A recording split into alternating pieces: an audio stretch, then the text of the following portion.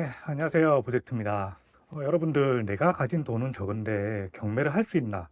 이런 생각 하시는 분들 있으시죠? 오늘은 물건 소개가 아니라 2,800만 원에 낙찰받고 4개월 만에 순수익 1,300만 원 남긴 그런 사례가 있어서 말씀드리려고 해요. 낙찰가 대비 45%가 넘는 수익률이죠. 다른 사람 이야기 아니냐 하실 수 있는데 제 이야기입니다. 이런 빌라들은 어떠세요? 게다가 재개발되는 빌라, 역세권에 위치 좋은 빌라가 아니라 위치가 좀 떨어져도 재개발과 거리가 먼 지역들이 빌라들 말이에요. 많은 분들은 이런 거 낙찰받았다가 안 팔리면 어쩌냐 미리부터 겁을 내시는데요. 이런 물건들이라도 잘 고르고 원칙에 맞게 입찰가를 산정해서 낙찰받는다면 충분히 수익을 낼 수가 있어요. 이 물건은 작년 2025년 3월에 낙찰받았던 구포동에 위치한 빌라예요. 이 허름하고 낡은 빌라에도 4명이나 입찰했고 2등과 85만원 아슬아슬한 차이로 낙찰이 되었어요. 그 전에 우리가 입찰을 할 때 전날까지 열심히 시세 조사를 하고 입찰가를 산정하고 법원으로 출동했는데 막상 현장에 가보면 사람이 좀 작다 싶으면 낮겠을까 아니면 사람이 많으니 불안한데 좀 높겠을까 이렇게 분위기에 휩쓸리다가 결국 전날 정한 입찰가와 다르게 쓰면서 차순위와 많은 금액 차이로 높게 낙찰이 되거나 폐차라는 경우도 많아요. 그래서 초보분들은 입찰 법정에서 입찰 서류를 쓰시기보다 하루 전날 미리 입찰서를 작성하시는 게 이런 부분들을 미연에 방지할 수 있어요. 그리고 다시 돌아와서 제가 이제 이날 낙찰받고 기분이 좋아서 법원밥도 맛있게 먹었고요. 여러분들도 낙찰이든 폐찰이든 입찰하러 가셨으면 법원밥 꼭 한번 드셔보세요. 생각보다 맛있어요. 그리고 같은 해 8월에 이 빌라를 매도했는데요. 매도가는 5,700만 원, 낙찰받은 지 4개월 반 만에 매도 완료하고 낙찰가 차액은 2,860만 원 정도예요. 이게 다 제 수익이면 정말 좋겠죠. 하지만 우리가 경매로 부동산을 매도할 때는 낙찰가뿐만 아니라 취득비용이나 명도, 인테리어, 세금, 금융비용 등등 이제 다 빼고 남는 게 내가 지게 되는 순수익인 거죠. 그러면 실제 제가 손에 쥔 수익이 얼마인지 보여드리면 낙찰가는 2,835만 6천 원이었고 취득할 때 들어가는 취득비용은 40만 9,778원 그리고 경매로 낙찰받았으니까 명도해야겠죠. 명도 비용은 34만 4,440원. 명도비가 이것밖에 안 하냐 하실 수 있는데 사실 저는 이 물건 명도할 때 이사비 그런 거 안 줬어요. 그게 가능하냐 하실 수 있겠지만 물건에 따라 그리고 상대방의 상황을 잘 파악하고 협상하신다면 이사비 없이도 명도 충분히 가능한 물건들도 있거든요. 그리고 인테리어 비용은 약 700만 원 정도 들었고요. 여기서 명도 과정하고 인테리어 과정까지 하면 영상이 너무 길어지니까 이 부분은 다음 영상에서 한번 풀어볼게요. 아무튼 이 비용들 합치면 약 3,600만 원 정도가 되고 세전 수익은 약 2,100만 원 정도, 그리고 법인 매매 사업자이기 때문에 세금 750만 원 정도 공제하면 순수익은 1,300만 원이 조금 넘는 금액이죠. 다른 영상들 보시면 1억도 벌 수 있다는데 1,300만 원이면 순수익이 좀 작은 거 아니냐 이렇게 하실 수 있는데요. 한번 생각해 보세요. 3천만 원 되는 돈으로 1,300에서 1,400, 그것도 4개월 만에. 그게 작은 걸까요?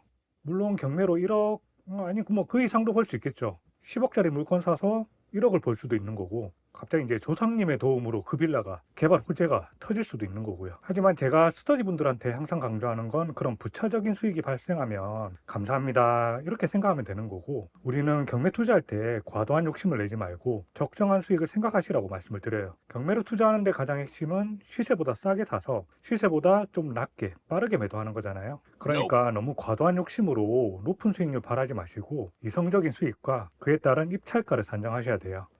다시 돌아가서 제가 이 낡고 오래된 빌라에 입찰하게 된 이유 한번 설명드릴게요. 네이버 지도 보시면 이 물건은 부산 구포동, 그것도 아래쪽 평지 쪽이 아니라 한참 언덕길 위로 올라가야 나오는 빌라촌이에요. 이 지역 빌라들의 준공일자들을 보면 1990년대에 빌라 주거지로 구역을 나누고 나서 그 위에 빌라들이 지어지고 만들어진 주거지역인데요. 2호선 덕천역하고도 멀고 구포시장 쪽보다 한참 더 위에 떨어져 있고 그리고 주변에 너무 많은 빌라들이 밀집해 있어서 재개발도 쉽지 않은 그런 지역에 위치한 빌라예요. 그럼에도 제가 이 빌라를 선택한 이유는 바로 거래량이에요. 이렇게 오래된 빌라촌이라 하더라도 결국 사람이 사는 곳이고 사람이 살아가는 인프라도 형성된 곳이에요. 무엇보다 거래들도 아파트만큼은 아니더라도 꾸준히 나오는 지역이에요. 신축 아파트나 입지 좋은 지역이 아니더라도 그들만의 수요가 있는 거고 이렇게 꾸준히 거래량이 나오는 곳의 물건을 내가 생각한 금액으로 낙찰받는다면 충분히 매도가 가능하다 판단해서 입찰을 했던 거고요.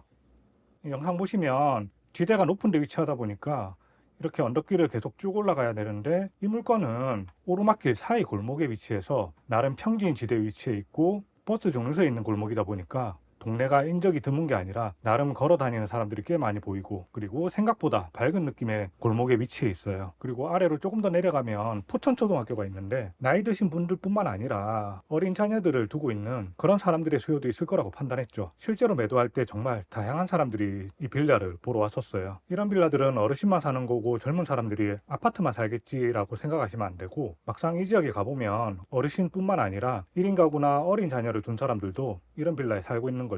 실제 낙찰받았던 이 빌라에 나이 드신 분들도 있었지만 이 빌라 맞은편 호실도 그렇고 애들이 있는 집 혼자 사는 젊은 사람도 살고 있었어요. 이런 여러 가지 요소들이 있기 때문에 꾸준히 거래가 나오는 거죠. 물건을 보실 때 단순히 단편적으로 이런 데는 팔기 어렵다 이렇게 판단하지 마시고, 거래량이 있는지 보고 거래량이 있다면 왜 그런지 분석해 보는 것도 분명 공부하시는 데 도움이 되실 거예요. 이 물건 예를 들면 이 지역은 전용 면적 기준 15에서 20평 정도 주로 거래되고 있어요. 여기서 이 지역은 소득 수준이 높지 않은 분들이나 1인 가구 혹은 나이가 많으신 분들이 많이 사는 지역이라 추측해 볼 수도 있죠.